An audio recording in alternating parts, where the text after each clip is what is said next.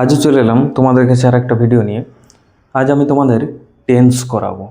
আজকে কিছুটা করাবো, আস্তে আস্তে আমি করাবো, কারণ আমার অতটা স্পেস থাকে না মোবাইলের মধ্যে। মোবাইলে তোমাদেরকে পড়াই, তাই অতটা স্পেস না থাকার কারণে আমি তোমাদের কম কম করে পড়াই, তবে একদিন ভালোভাবে শেষ হয়ে যাবে। তো চলো দেখো, আগে জানতে হবে, তোমরা অনেকেই জানো বা প্রায় সবাই জানো যে টেন্স কি এবং টেন্সের কটা ভাগ আছে। আমি তোমাদের একটু স্পিডে এই জায়গাটা করিয়ে দিচ্ছি যে tense, how many tense are there in the English grammar. না, দেয়ার আর 3 টেন্স। টেন্স কয় প্রকার? টেন্স হচ্ছে 3 প্রকার। 3 প্রকার, 3 প্রকার কিন্তু টেন্স আছে। টেন্স হচ্ছে 3 প্রকার। 3 প্রকার টেন্স আছে। প্রথমে হচ্ছে present, present tense, past tense,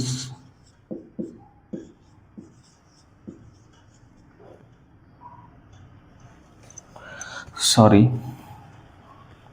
এটা এক্সাম্পল মনে পড়ে গেল, তার জন্যই এটা ভুল হয়ে গেল। বলে দিচ্ছি কেন ভুল হলো ওটা। পাস্ট টেন্স,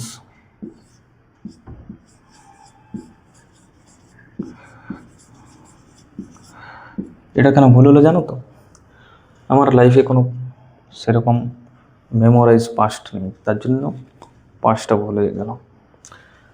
তো তোমরা এই ওয়ার্ডটার সাথে কম বেশি সবাই পরিচিত, past. Yes or no? Past জিনিসটার সাথে তোমরা অনেকেই পরিচিত, কারণ অনেকের লাইফে পাস্ট আছে। পাস্ট প্রত্যেকের লাইফে আছে, কিন্তু তোমাদের পাস্টটা কিন্তু একটু আলাদা। তো তোমরা পাস্ট জিনিসটা অনেকেই জানো যে স্যার পাস্ট মানে একটা অতীত, অতীত বা একটা মেমোরি। একটা মেমোরি কিন্তু তৈরি হয়েছে, সেটা হচ্ছে past.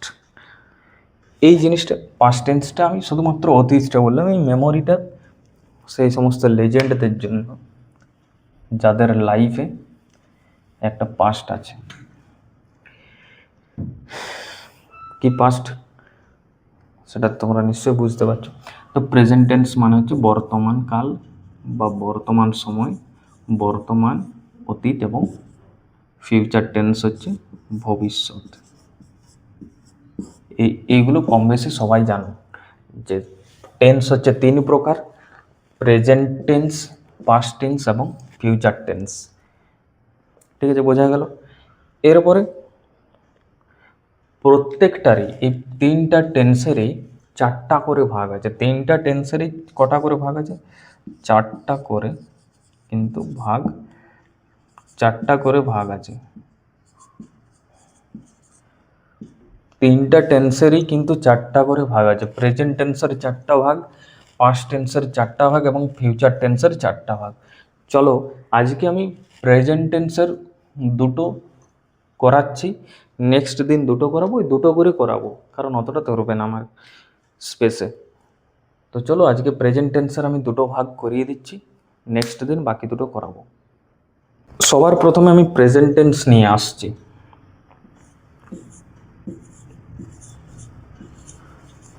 Present tense,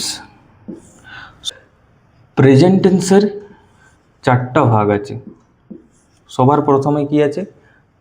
present, present indefinite,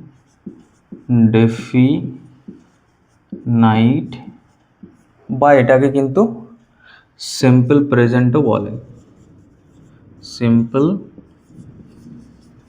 প্রেজেন্টও বলে। নেক্সট আসছি 2 নম্বরে, প্রেজেন্ট কন্টিনিউয়াস।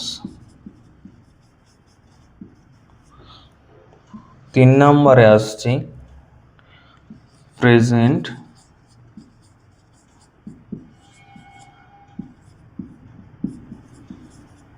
আমার লেখাটা মনে একটু স্পিডে হয়ে যাচ্ছে, প্রেজেন্ট পারফেক্ট। এবং 4 নম্বরে present perfect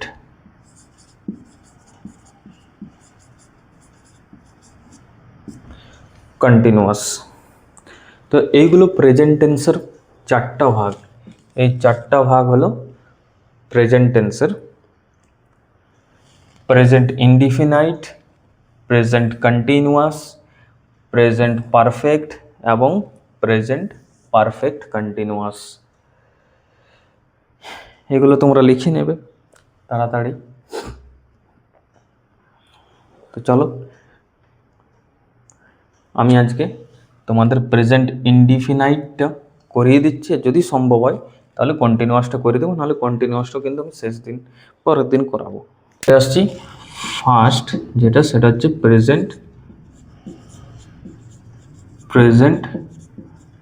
indefinite. Present indefinite না নিয়ে আমি বলছি। প্রেজেন্ট ইনডেফিনাইট ডাইরেক্ট আমি এক্সাম্পলে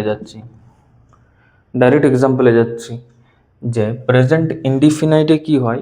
প্রেজেন্ট ইনডিফিনাইটের আগে আমি স্ট্রাকচারটা লিখে দিই। প্রেজেন্ট ইনডিফিনাইটের আগে স্ট্রাকচার STRUCTURE। স্ট্রাকচারটা কি প্রেজেন্ট ইনডিফিনাইটের? না, সাবজেক্ট থাকবে একটা সাবজেক্ট থাকবে, একটা ভার্ব থাকবে, একটা অবজেক্ট থাকবে। এটা হচ্ছে স্ট্রাকচার। এটা হচ্ছে প্রেজেন্ট ইনডিফিনাইটের স্ট্রাকচার। একটা সাবজেক্ট, একটা ভার্ব এবং একটা অবজেক্ট থাকবে। যদি আমি এটার এক্সাম্পল একটা বলি তাহলে তোমরা বুঝতে পারবে যে স্যার একটা এক্সাম্পল দিয়ে দিন। যেমন আমি বললাম যে আই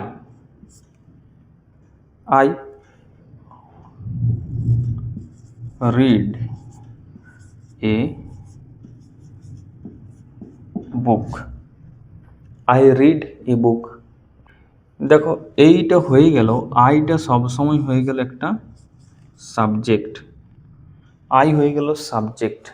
ভার্ব কি? এটা হয়ে গেল ভার্ব। রিড হয়ে গেল ভার্ব। আর এ বুক এইটা হচ্ছে অবজেক্ট।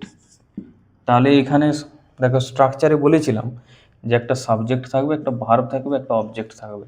তো এক্সাম্পলটা হয়েছে যে একটা সাবজেক্ট আছে আই, একটা ভার্ব আছে, একটা object. Subject plus verb plus object নিয়ে তৈরি হচ্ছে আমাদের প্রেজেন্ট ইনডিফিনাইট টেন্স। আবার যদি আরেকটা এক্সাম্পল দিই, দেখো আরেকটা এক্সাম্পল দিয়ে দিচ্ছি, এটা দেখে নেবে, খাতায় লিখে নেবে।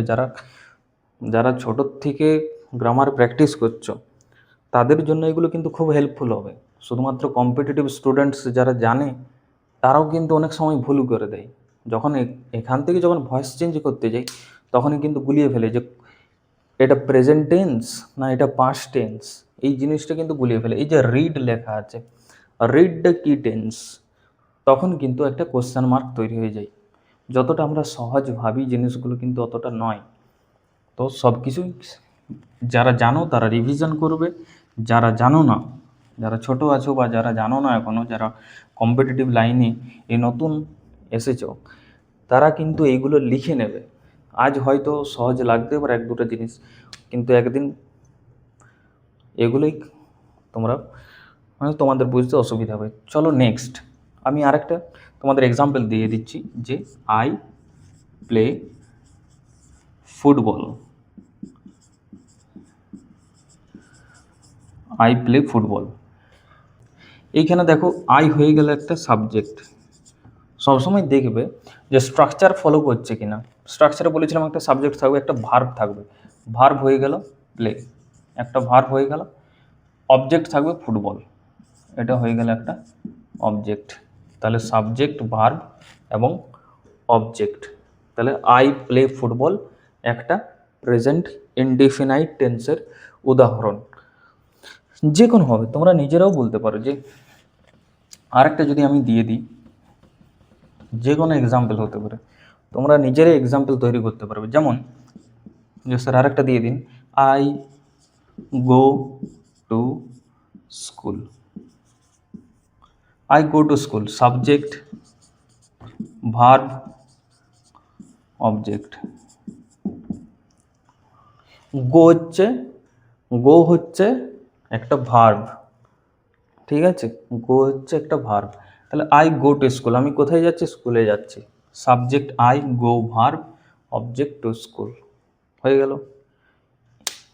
এইভাবে তোমরা কিন্তু মনে রাখার চেষ্টা করবে, ঠিক আছে। চলো আজকে এখানেই থাক, আমি নেক্সট দিন প্রেজেন্ট কন্টিনিউয়াসটা করিয়ে দেবো, কারণ অনেকটা লং হয়ে গেছে ভিডিওটা, আজকে আর আমি করাচ্ছি না।